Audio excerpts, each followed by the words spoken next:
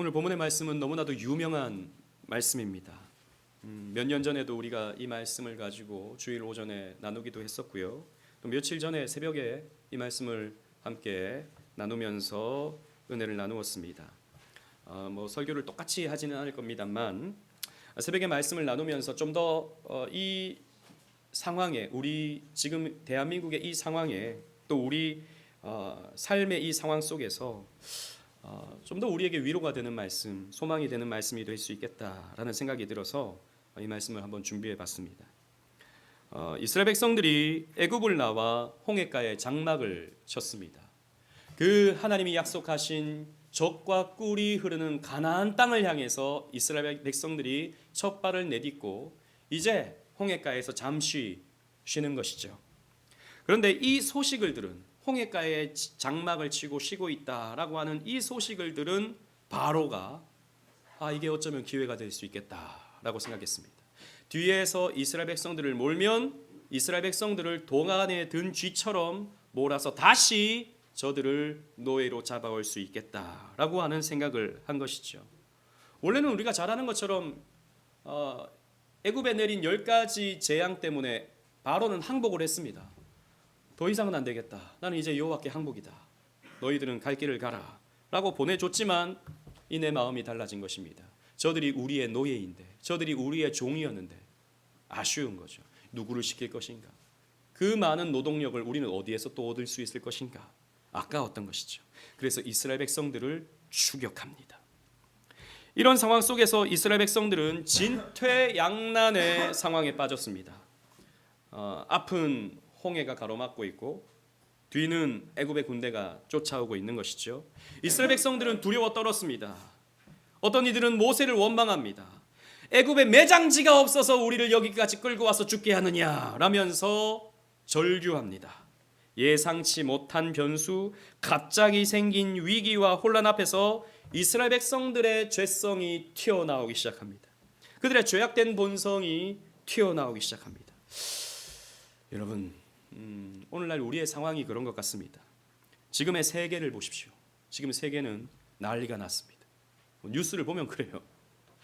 트럼프가 미국의 대통령이 되니까 저는 트럼프가 잘하는 부분이 있다고 생각하지만 저는 잘 몰라요. 하지만 성별은 남자와 여자 둘뿐이다. 저는 환영입니다.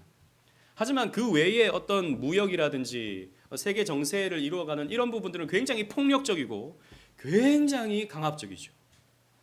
세계가 지금 발칵 뒤집어졌습니다. 지금 대한민국은 또 어떻습니까? 대한민국은 심각한 양극화에 빠져서 지금 이 엄동설안에 사람들이 시위대로 사람들이 혹사당하고 있습니다. 우리 교회는 그런 일이 없지만 여러분 그런 일이 없길 바랍니다. 큰 교회들은 지금 교회들이 또 이제 나뉘어졌어요. 이쪽 저쪽. 그래서 여러분 우리나라에서 제일 영향력이 있는 이찬수 목사님 같은 경우도 굉장히 큰 어려움을 당하고 있다고 제가 영상을 통해서 봤습니다. 성도들이 막 나뉘어져서 목사님 어느 쪽입니까? 이쪽입니까? 저쪽입니까? 자꾸 물어보는 거죠. 목사님 난 중립이다. 우리 이때는 하나님께 기도하자 그랬더니 목사님 비겁합니다. 지금 기도할 때입니까? 그러면서 교회가 막 양분화돼서 목사님을 비난하고 이런 문제들이 막 일어나는 거예요. 저는 또 이 일 앞에 우리 기독교인들이 이 정치 운동에 가장 앞장서고 있다는 것이 저는 참으로 비극이라고 생각합니다. 물론 개인적으로 어떤 입장을 갖는 것은 나쁜 것은 아니죠. 하지만 기독교인들이 이 정치 운동에 앞장서서 이것이 곧 진리라고 생각하는 그 사고, 그렇게 하는 것이 하나님의 뜻이라고 생각하는 그 생각이 너무나도 위험해 보인다라는 것입니다. 저는 정치 이야기를 할 마음이 전혀 없습니다. 오늘 코이노니아 때도 정치 얘기는 하지 마세요. 저는 믿음 이야기를 하는 것입니다.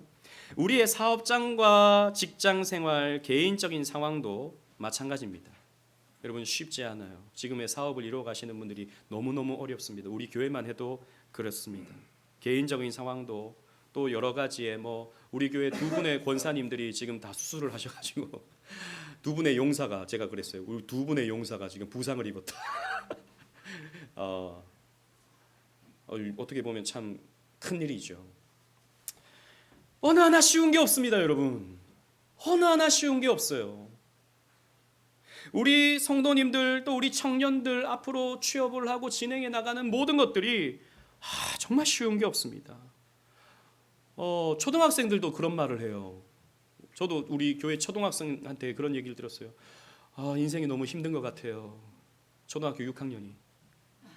저와 제일 가까운 초등학생이 한 명 있거든요. 너무 힘든 것 같대요. 여러분, 그렇습니다. 우리 삶이요, 진퇴양난처럼 느껴집니다. 이런 혼란스러운 상황 속에서 우리는 어디에서 소망을 얻을 수 있을까요? 저는 오늘 본문 이 홍해를 건너는 이스라엘 백성들의 모습을 통해서 우리는 나름 소망을 얻을 수 있지 않을까라는 생각을 했던 것입니다. 여러분, 홍해를 건너는 이 이야기는 성도의 구원 과정을 설명하는 아주 중요한 이야기죠. 그래서 신약 성경을 보면 이 홍해를 건너는 이야기가 성도의 이야기다라고 적용하는 부분이 24번이나 나옵니다. 그러니까 홍해의 이야기가 24번이나 인용이 돼요. 그 중에 가장 유명한 것이 이것입니다. 고린도전서 10장 1절 2절. 우리 주보를 보고 다 같이 읽겠습니다. 제가 1절을 읽고 2절 다 같이 읽을게요. 형제들아, 나는 너희가 알지 못하기를 원하지 아니하노니 우리 조상들이 다 구름 아래에 있고 바다 가운데로 지나며 시작. 모세에게 속하여 다 구름과 바다에서 세례를 받고 아멘. 우리 조상들이 바다 가운데로 지난 것처럼 우리도 세례를 받았다라고 바울은 말하는 것입니다. 그러니까 이스라엘 백성들의 출애굽을 성도의 구원 과정으로 바울은 본 것이죠. 또 히브리서 11장 29절에는 이런 말씀도 있습니다. 믿음으로 그들은 홍해를 육지같이 건넜으나 애굽 사람들은 이것을 시험하다가 빠져 죽었으며 라고 했거든요. 그러니까 홍해를 건넌 이스라엘 백성들을 성도라고 히브리서 기자는 표현했고 빠져 죽은 애굽의 군대를 불신자로 표현하고 있는 것입니다. 히브리서 기자는 그렇게 표현하고 있어요. 알렉 모티어라고 하는 구약학자가 있습니다. 아주 유명한 구약학자인데요. 이 사람은 이렇게 말합니다. 이스라엘 백성들이 출애굽 과정에 겪었던 이야기는 우리의 신앙 이야기와 똑같이 단어 대 단어로 연결시킬 수 있다라는 것입니다. 이스라엘 백성들이 애굽의 노예였습니다. 우리 역시 세상의 죄의 노예였죠. 이스라엘 백성들이 홍해를 건넜습니다. 우리 역시 세례를 받았습니다. 어린 양의 피로 구원을 받았습니다. 우리도 역시 어린 양 되신 예수 그리스도의 피로 구원을 받았습니다. 우리는 약속의 땅을 향하여 나갑니다. 마치 이스라엘 백성들이 그랬던 것처럼. 하지만 아직 도달하지 못했죠. 공동체를 이루면서, 율법을 통해 공동체를 이루면서 하나님의 임마누엘을 누리며 우리는 그 땅을 향해 나가는 자들입니다. 보면 똑같은 것이죠. 우리와 똑같은 거예요. 이것을 염두하고 오늘 본문을 보잖아요. 그러면 흥미로운 부분이 나옵니다. 이스라엘 백성들이 우리를 대변한다면, 그럼 이스라엘 백성들의 죄는 누구의 죄입니까? 우리의 죄죠. 이스라엘 백성들이 받는 구원은 누구의 구원입니까? 우리의 구원인 것입니다. 그래서 이 진퇴양난 속에 있는 당신의 백성들을 하나님이 어떻게 구원해 나가시는가를 살펴보면서 오늘 은혜를 나눠보고자 합니다. 우리 5절 말씀 다 같이 읽겠습니다. 5절입니다. 시작. 그 백성이 도망한 사실이 애굽 왕에게 알려짐에 바로와 그의 신하들이 그 백성에 대하여 마음이 변하여 이르되 우리가 어찌 이같이 하여 이스라엘을 우리를 섬김에서 놓아 보내었는가 하고. 바로가 이렇게 말합니다. 우리가 왜 그들을 보내었는가?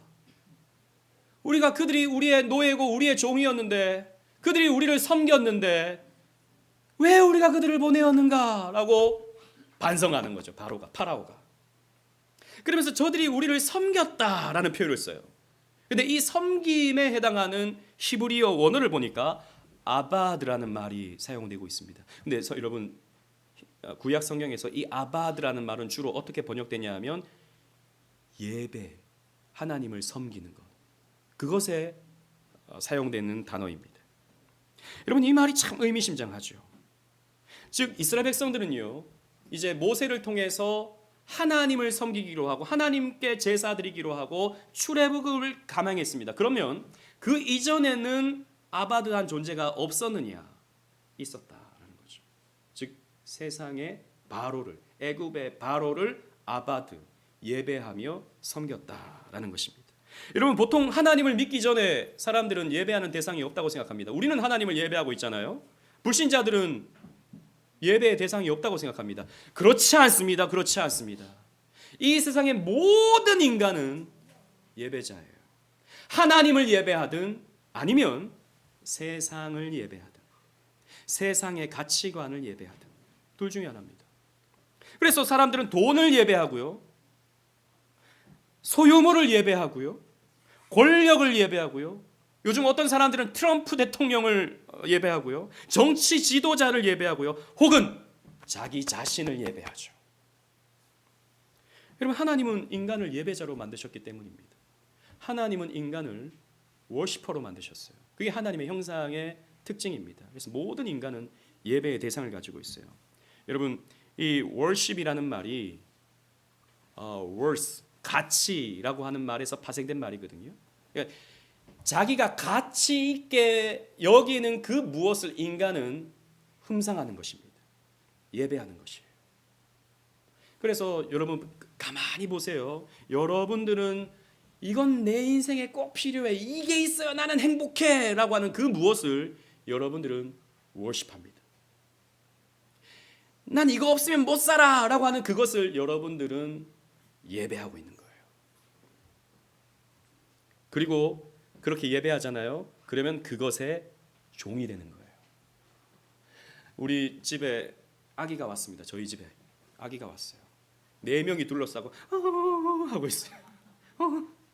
그러니까 저희 집에 한 녀석이 이런 말을 합니다. 이놈이 예배를 받는군. 이놈이 예배를 받고 있어. 우리 보면서 막 예배하거든요. 아, 이뻐요, 귀여워요, 사랑스러워요. 찬양을 하는 겁니다. 예배를 받고 있는 겁니다. 사랑을 독차지하고 있는 거죠. 여러분, 그런 것입니다. 그러면요, 사랑하잖아요, 예배하잖아요. 그럼 종이 되는 겁니다. 기저귀 갈아주고 쭈쭈주고 안아주고 종이 되는 겁니다. 여러분, 이 세상의 모든 인간은 종입니다. 하나님의 종이든지 아니면 세상의 종이든지 둘 중에 하나인 거예요. 오스카 와일드라고 하는 19세기의 유명한 작가가 있습니다. 이름은 다 들어보셨을 거예요. 오스카 와일드. 시도 쓰고 소설도 쓰고 수필도 쓴 아주 유명한 작가입니다. 근데 이 사람이 19세기 사람인데요, 아주 그 유명한 스캔들을 일으켰습니다. 어떤 스캔들이었냐면 동성애를 저지른 거예요. 그러니까 이 19세기 당시에는 동성애가 큰 이슈였거든요. 근데 이 유명한 사람이 동성애를 일으켰다라고 하는 것이 큰 스캔들이었습니다. 더 큰 문제는 아내가 있었어요. 오스카 와일드에게는 아내가 있었는데 바람을 피운 것이죠. 동성애로 바람을 피운 겁니다. 그래서 간통죄로 감옥에 들어간 겁니다. 뭐 우리나라도 지금은 간통죄가 뭐 형법으로 다스려지는 건 아니지만 이때 당시 19세기 때는 형법으로 다스려지는 영국 사회였습니다. 그래서 감옥에 들어갔어요. 그래서 그 감옥에서 시면으로부터라고 하는 수필을 씁니다. 이 사람 우리나라에도 번역되어서 나와 있어요. 시면으로부터. 근데 그 수필에서 오스카 와일드가 어떻게 말하냐 하면, 잘 들어보십시오. 나는 정말 많은 쾌락을 추구했던 거야. 그런데 나중에 알고 보니까 그 쾌락들이 나를 소유하고 있더군. 나는 쾌락의 노예였어. 그러니까 자신이 해소하고 싶은 그 쾌락을 쫓다 보니까 바람을 피게 되고 동성애까지 하게 되는 거예요. 자기가 쾌락의 노예였다라고 이렇게 표현하고 있는 것입니다. 그렇습니다. 우리는요, 무언가를 예배하면서 그 무언가의 노예가 되는 거예요. 이스라엘 백성들은 하나님을 믿고 따르기 이전에 애굽의, 세상의, 바로의 노예였던 것입니다. 자, 여러분, 그러면 이 바로를 어떤 존재로 표현할 수 있을까요? 오늘날 우리에게 치자면 세상이라고도 할 수 있고 혹은 사탄이라고도 할 수 있을 것입니다. 여러분 보세요. 세상은 결코 성도를 놓치지 않으려고 합니다. 끝까지 물고 늘어집니다. 얼마 전에 우리가 봤던 애니메이션 그 철로의 역정에서도 보면 크리스찬을 이 아볼론이 끝까지 추격하고 끝까지 잡아 자기의 소유로 삼으려고 하지 않습니까? 마귀는 포기하지 않습니다. 여러분들이 천국 가기 직전까지도 마귀는 여러분들을 시험하고 미혹할 거예요. 예수를 믿고 살아가는 저와 여러분들을 추격합니다. 이런 상황 속에서 여러분 이스라엘 백성들을 보십시오. 12절 어떤 반응을 보이는가? 다 같이 한번 읽어보도록 하겠습니다. 12절입니다. 시작. 우리가 애굽에서 당신에게 이른 말이 이것이 아니냐. 이르기를 우리를 내버려 두라. 우리가 애굽 사람을 섬길 것이라 하지 아니하더냐. 애굽 사람을 섬기는 것이 광야에서 죽는 것보다 낫겠노라. 여러분 이것이 우리의 모습입니다. 당장 어려움이 닥치니까 원망이 터져 나오는 거예요. 원망. 여러분 모세를 원망하는 것은 모세 개인을 원망하는 것에서 그치지 않죠. 하나님을 원망하게 되는 것이죠. 모세를 통해서 말씀 전해주신 하나님을 원망하는 것이 되는 것입니다. 뭐라고 말합니까? 차라리 애굽 사람을 섬기는 것이 낫다고까지 말합니다. 아니 애굽의 노예였었는데 사람들이 시키는 대로 벽돌을 나르고 건물을 세워야 하는 애굽의 노예였었는데 차라리 그게 낫어 라고 말하는 것입니다. 여러분 이것이 인간입니다. 이것이 우리의 모습이에요. 여러분 사실 여러분 그런 생각 안 해보셨어요? 예수를 믿고 교회를 다니면서 너무 힘들다는 생각 안 해보셨어요? 예수를 믿었기 때문에 힘든 부분이 있거든요. 물론 여러분 예수 믿으면서 위로도 받고 여러분들 은혜도 받고 소망을 얻습니다. 하지만 그건 사실 잠깐들이거든요. 훨씬 더 많은 시간은 여러분들은 예수 믿기 때문에 겪게 되는 고통이 있습니다. 여러분들은 교회 생활하기 때문에 겪게 되는 어려움들이 있어요. 신앙생활을 더 깊이 하려면 할수록 가지게 되는 짐들이 있습니다. 괜히 졌네. 괜히 이 짐을 졌네. 제 눈을 다 피하고 계신데 지금. 괜히 이 짐을 졌네. 라는 생각 안 해보셨어요, 여러분? 해보셨을걸요? 그러니까 차라리 내가 이거 안 질 걸. 차라리 내가 물론 여러분들은 뭐 예수를 믿지 말았으면 좋았을 것까지는 안 갈 거예요. 그죠? 더 깊게 가진 않았으면 좋았을 걸. 이렇게 생각할 수는 있는 거죠. 이렇게 말하는 건 조금 약간 고민도 됐었는데 저희 교회 계셨던 분 이야기라서 근데 뭐 안 들을 거라고 생각하고 또 제가 이런 얘기하면 나중에 또 이거 목사님 내 얘기하는 거 아닌가 또 생각하실까 봐 말하는 게 조심스러워서 제가 그랬습니다. 저희 교회 초창기에 오셨던 분들 가운데 아주 뭐 개혁주의에 도가 트신 분들이 저희 교회에 이렇게 오셨었어요. 그러니까 이전에 뭐 박사급의 목사님들이 섬기는 교회를 다 다니시다가 저희 교회 오신 거죠. 그분들이 읽는 책들 뭐 집에 가 보면은 뭐 거의 목사님 수준입니다. 그 집도 목사님 수준이에요. 근데 이분이 하시는 말씀이 저에게 딱 그렇게 얘기했어요. 목사님 차라리 제가 이런 거 몰랐었으면 좋았을 것 같아요. 왜냐하면 늘 그런 분별에 대한 말씀 이런 것들을 듣고 또 기라성 같은 신학자들, 기라성 같은 목사님들의 설교와 책을 읽으면서 어느 교회를 가도 만족을 못하는 거예요. 어느 교회를 가도 1년 있다가 2년 있다가 3년 있다가 교회를 떠나게 되는 거예요. 채워지지 않으니까. 저희 교회도 한 1년 반 있다가 떠나셨거든요. 저한테 그런 말씀을 목사님 제가 너무 괴로워요. 차라리 몰랐었으면 좋았을 것 같아요. 그분이 저한테 뭐라고 말씀하셨냐면 그분의 남편은 저한테 이렇게 말씀하셨어요. 목사님 저희 교회 처음 오셔서 목사님 스펄전 목사님과 같은 목사님이 되어주십시오. 아무도 안 웃으시네요. 저한테 스펄전 같은 목사님이 되어주십시오 그러더라고요. 그래서 제가 그랬어요. 스펄전은 너무 어려운데요. 스펄전을 제가 될 수가 없는데요. 제가 그런 말을 하기도 했었습니다. 여러분 스펄전 목사님도 여러분 지금 100년이 지나고 그분의 그 후광을 우리가 바라보면서 그 설교도 읽고 하니까 와 대단한 말씀이다 라고 하지 여러분들이 늘 대하잖아요. 그러면 또 그저 그래요. 몇 년 정도 지나보면. 근데 저는 그 말이 참 인상적이었습니다. 목사님 차라리 몰랐었으면 좋겠었어요. 근데 제가 생각할 때는 그분들은 개혁주의를 좀 잘못 배우신 거예요. 너무너무 잘못 배우신 거죠. 아무튼 내가 이런 거 차라리 안 했었으면 어땠을까라고 하는 이런 생각들이 우리에게 찾아올 수 있다는 것입니다. 여러분 그렇잖아요. 신앙을 버릴 수도 없어요. 그렇다고 열심히 하기에는 또 너무 힘든 것 같아. 이러지도 못하고 저러지도 못하면서 고민하는 이런 것이 여러분 무엇입니까? 죄성입니다. 문제 앞에서 드러나는 우리의 죄성이에요. 그리고 또 어떤 죄성이 드러납니까? 남을 탓하죠. 남을 탓합니다. 우리는 탓하기를 좋아하거든요. 우리나라도 지금 이 시국을 보면서 탓하는 사람들 너무 많잖아요. 이 사람 때문이다, 저 사람 때문이다, 이 당 때문이다, 저 당 때문이다, 미국 때문이다, 중국 때문이다, 또 트럼프 때문이다. 말들이 많습니다. 우리는 계속해서 욕할 상대를 찾죠. 그렇게 생각하면서 그렇게 탓하면서 우리는 내 삶의 평안은 저 사람들이 깬 것이고 내 삶은 당연히 평안해야 된다고 우리는 착각합니다. 여러분 과연 그렇습니까? 우리가 평안을 누릴 자격이 있는 사람들입니까? 여러분 우리는 꼭 기억해야 됩니다.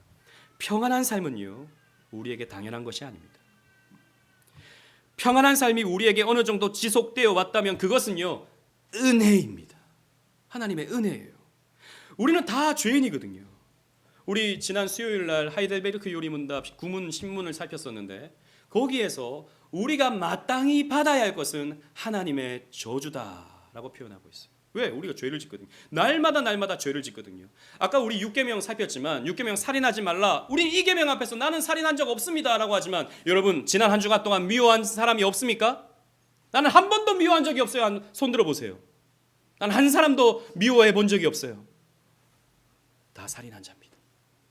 그러면 원래 우리는 하나님의 저주와 심판을 받아야 마땅한 사람이 되는 것이죠. 그런데 우리가 평온한 게 당연하다고요? 그렇지 않은 것입니다. 그래서 우리의 삶이 평안할 때는 여러분 어떻게 해야 됩니까? 감사와 기쁨으로 하나님께 찬양을 올려드려야 되는 거예요. 당연한 것이 아닌 것입니다. 자, 이러한 상황에서 하나님께서 어떻게 이스라엘 백성들을 구원하시는지 주목해 보시겠습니다.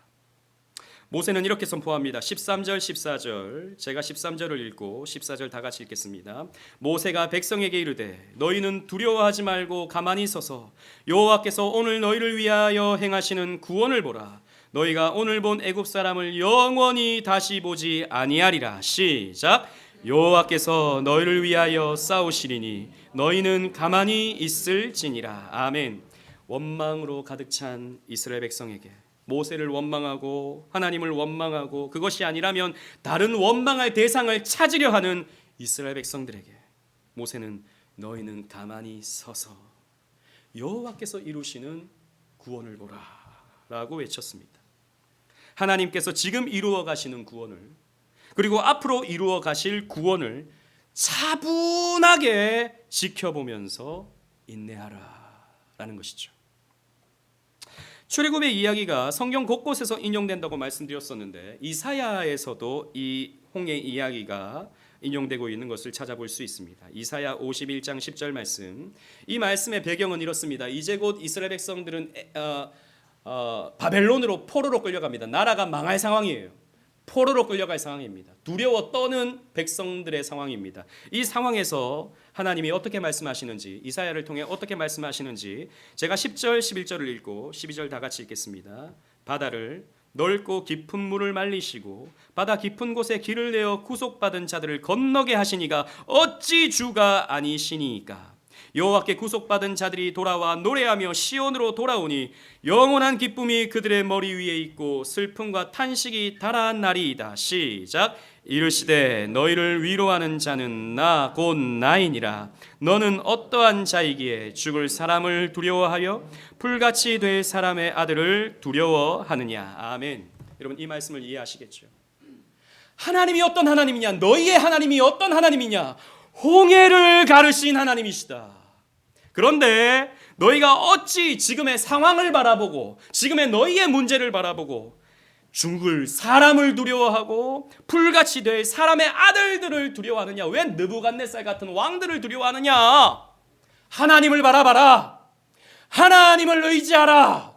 가만히 서서 하나님이 이루시는 구원을 봐라 라고 이사야 선지자는 하나님의 말씀을 외치고 있는 것입니다. 그것을 믿으라는 것이죠.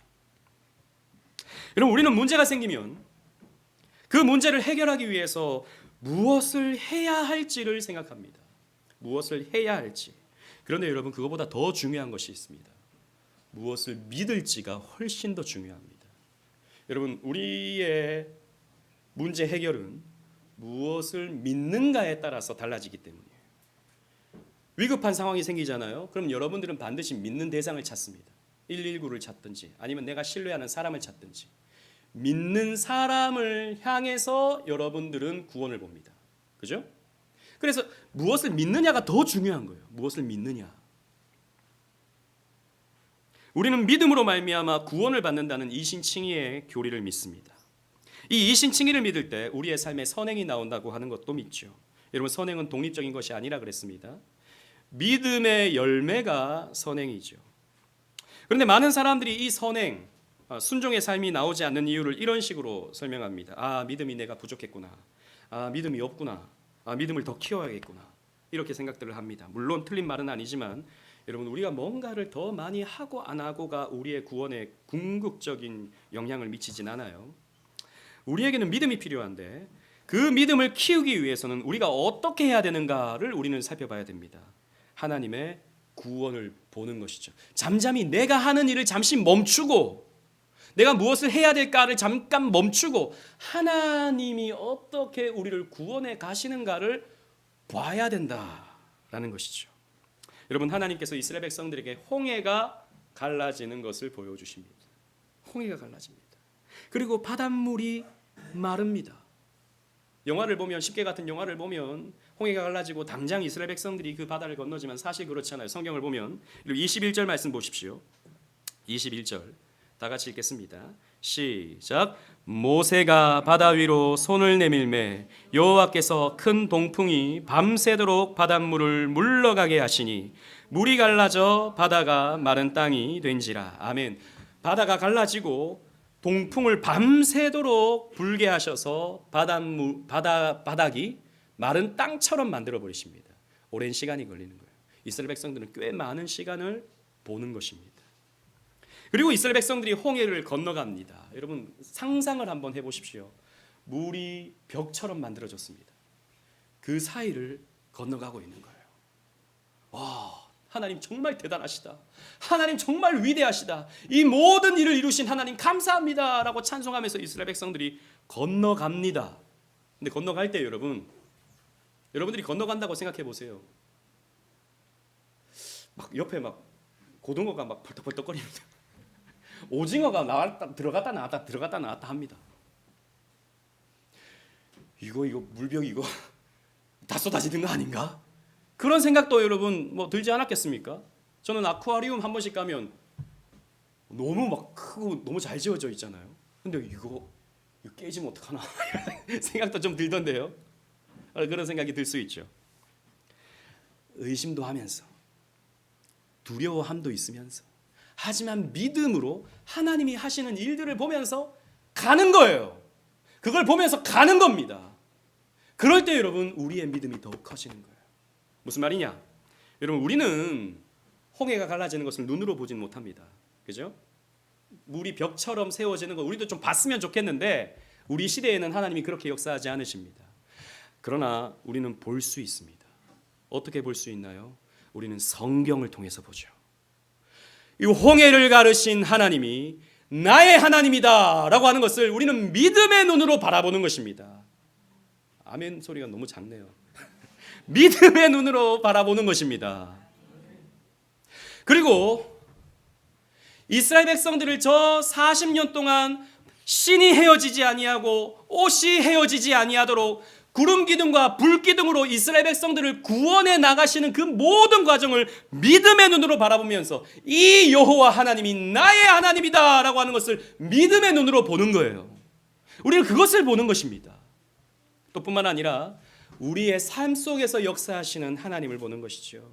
여러분, 내 삶의 문제만 쳐다보면, 내 삶의 어려운 부분들, 또 이 지금 시국의 어려운 부분들, 이 세계에 여러 가지 일어나는 참 문제되는 부분들, 그 문제들만 쳐다보면 우리는 마음에 두려움이 생기지만, 그러나 지금까지 내 삶을 인도해 주신 하나님을 바라보면, 지금 우리 얼마나 사실 어려움을 많이 겪었습니까? 우리 또 집사님들, 권사님들, 나이가 지긋하신 분들은 전쟁 후에 그 가난도 겪으시고, 그죠? 그리고 보릿고개도 겪으시고, IMF도 겪으시고, 다 겪어서 여기까지 왔습니다. 지금 우리나라가 여러분 지금 이렇게 뭐 말도 많고 탈도 많지만 세계 무역 6위라고요. 6위. 어마어마한 나라입니다. 지금까지 인도하신 하나님이 앞으로도 인도하실 것이다 라고 하는 것을 믿음의 눈으로 바라보는 거예요. 내 삶도 그렇게 바라보는 겁니다.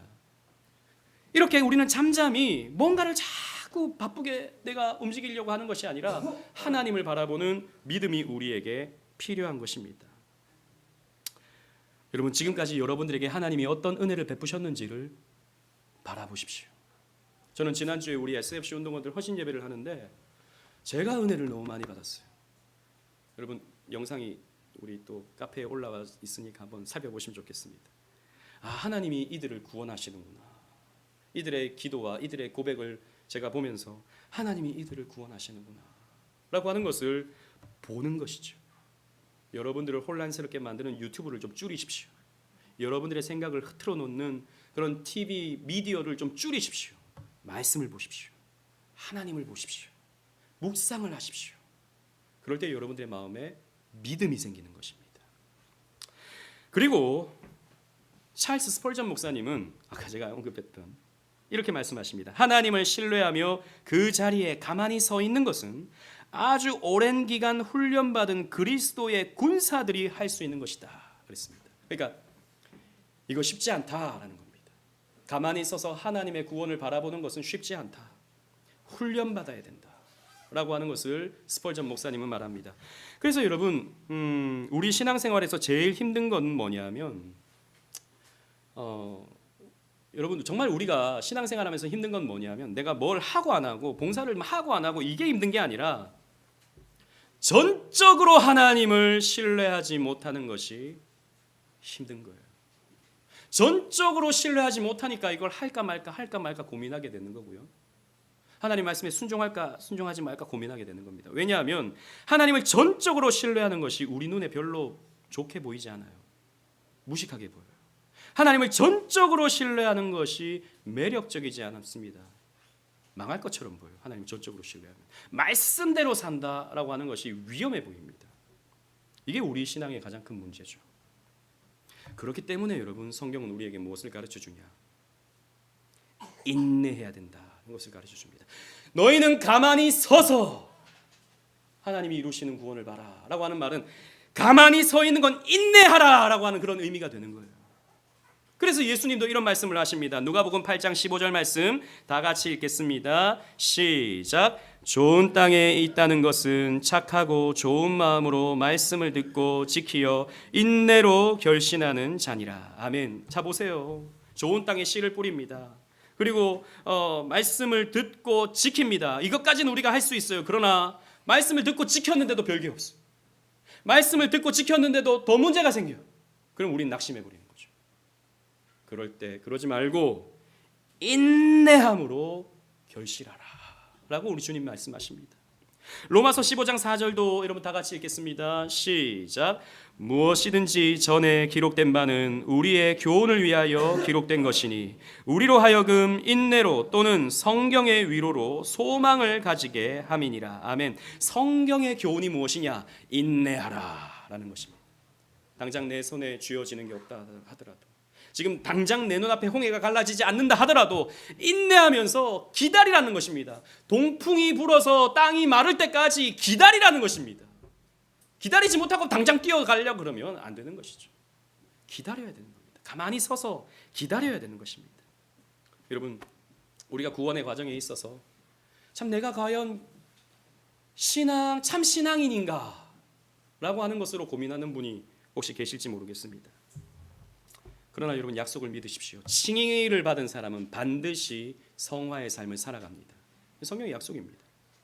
그러나 성경은 뭐라고 말하죠? 성화는 점진적이다 라고 말합니다. 당장 되는 게 아니에요. 당장 하루아침에 사람이 변하지 않습니다. 서서히 이루어지는 겁니다. 그래서 여러분, 인내가 필요해요. 이것이 성경의 가르침입니다. 그러나 많은 사람들이 성화가 있다는 것을 교리적인 지식으로, 머리로 받아들이지만, 지식으로 받아들이지만 가슴으로는 잘 안 받아들여요. 무슨 말이냐? 저 사람 안 변한다. 우리 그렇게 생각합니다. 사람 안 변해. 사람은 고쳐 쓰는 거 아니야. 그렇게 말합니다. 저 사람은 원래 저런 사람이니까 상종하지 않는 게 답이야. 우리 그렇게 말합니다. 사람이 변한다고 생각하지 않는 거죠. 성화라고 하는 교리적 지식은 잘 알고 있지만 가슴으로는 사람 안 변해 라고 생각합니다. 여러분 스스로는 어떤가요? 나 자신도 여러분 잘 안 변하는 것 같지 않습니까? 옛날에 지었던 죄를 또 짓고 있어요. 계속 짓습니다. 이러면서 우리는 스스로도 잘 안 변한다라고 생각하는 것이죠. 성화가 없다고 우리는 무의식적으로 생각합니다. 성화가 있다고 치면 어느 순간 뿅 하고 마술과 같이 변할 거라고 생각하죠. 나도 어느 순간 은혜를 받으면, 나도 어떤 예배를 통해서 특별한 은혜를 받으면 나도 만화 같은 성화가 이루어질 것이야 라고 이렇게 생각하지만 여러분, 그것은 꿈이고 만화일 뿐입니다. 성화는 그렇게 이루어지지 않아요. 성화는 인내로 이루어지는 것입니다. 여러분들의 자리를 잘 지키고 인내함으로, 조금 더 변하지 않는 나 자신을 보면서, 조금 더 변하지 않는 옆 사람을 쳐다보면서, 그러나 때가 이름에 변할 것이다 라고 하는 것을 믿음으로써 자리를 꿋꿋하게 지키는 서서 기다림을 통해서 성화가 이루어지는 거예요. 구원이 이루어지는 것입니다. 여러분, 인내는요, 인내의 가장 큰 표징은 기도입니다. 인내한다는 것은 기도로서 표현할 수 있어요. 이것을 우리가 어디서 발견할 수 있냐면, 성경에서 가장 위대한 인내의 행동은 그리스도께서 겟세마네 동산에서 기도하신 것입니다. 예수님께서 겟세마네 동산에서 인내하셨죠. 아버지, 이 잔을 내게서 지나가게 하여 주옵소서. 그러나 인내하십니다. 내 뜻대로 마시고 아버지 뜻대로 하여 주옵소서 라고 기도하셨습니다. 여러분, 예수님께서 왜 그런 기도하셨을까요? 예수님이 기도하시면 십자가를 안 질 수도 있나요? 예수님이 기도하시면 조금 십자가 못 박히실 때 덜 아프실까요? 그런 것이 아닙니다. 예수님께서 기도하신 것은 우리를 사랑하시는 그 사랑을 지킬 수 있도록 기도하신 거예요. 인내하며 그 모진 고통 가운데서도 저 사람들을, 저 백성들을 잃지 않게 해주시옵소서라고 인내할 수 있도록 기도하신 거예요. 그리고 그 아버지와의 그 관계에서, 아버지과 맺었던 그 약속에서 그 구속 언약을 내가 신실히 지킬 수 있도록 주여 도와주시옵소서라고 예수님 기도하신 거예요. 예수님의 기도는 인내였습니다. 그래서 여러분, 인내하실 때 기도가 필요한 거예요. 여러분, 그분이 우리를 사랑하시기 위하여 인내하며 기도하신 것처럼 여러분들도 여러분들의 자리에서 인내하시면서 기도하시기를 바랍니다. 지금의 우리의 상황이 언제 괜찮아질지, 지금의 우리의 사업이 언제 숨을 돌릴 수 있을지 우리는 장담할 수 없습니다. 또 앞으로 우리의 삶에 어떤 난관이 찾아오게 될지 우리는 알 수가 없습니다. 그래서 참 답답하기도 하죠. 그러나 여러분, 바로 그때, 앞이 보이지 않을 바로 그때, 답답함이 엄습해올 바로 그때가 바로 여러분들을 구원해 가시는 하나님을 바라볼 때입니다.